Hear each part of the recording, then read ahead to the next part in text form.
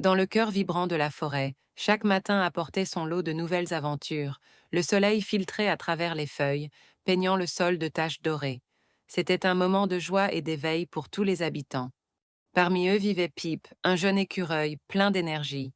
Il adorait bondir de branche en branche, plus vite que le vent. Ses petites pattes agiles le portaient à travers les cimes, explorant chaque recoin de son royaume vert. Ce matin-là, Pip était particulièrement pressé. Il avait repéré les plus belles noisettes de la saison et voulait être le premier à les atteindre. Il sautait avec une telle vivacité qu'il ne voyait presque rien d'autre autour de lui.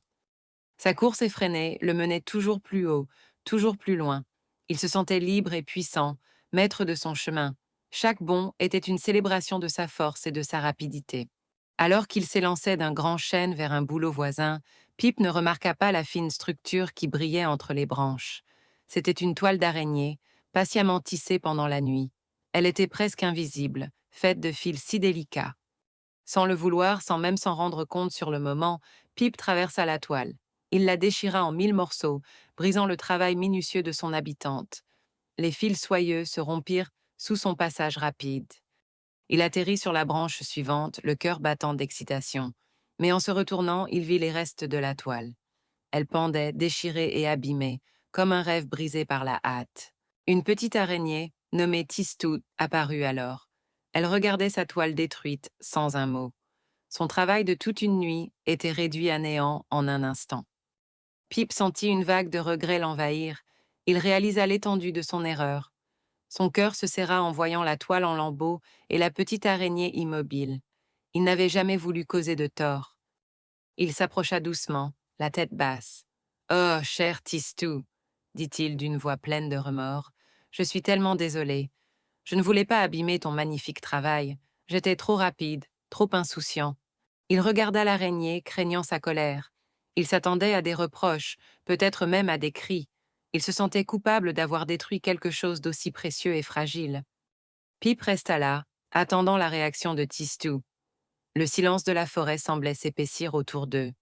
Il espérait qu'elle comprendrait que son geste n'était qu'une maladresse, pas une intention malveillante. Mais l'araignée ne se fâcha pas.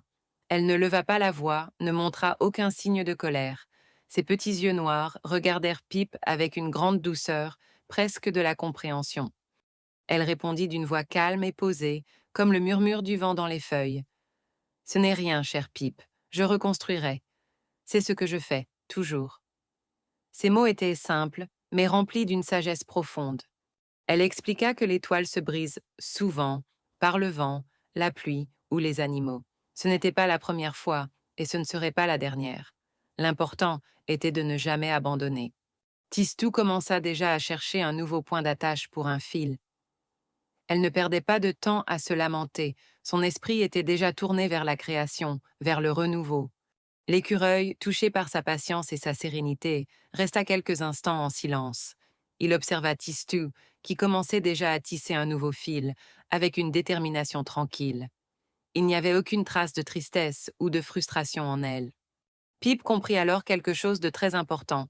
Il réalisa que la vraie force n'est pas dans la vitesse ou dans les cris. Elle n'est pas dans la capacité à détruire, même par accident. La force, la vraie, est dans la constance. Elle est dans la capacité à recommencer, encore et encore, sans se décourager.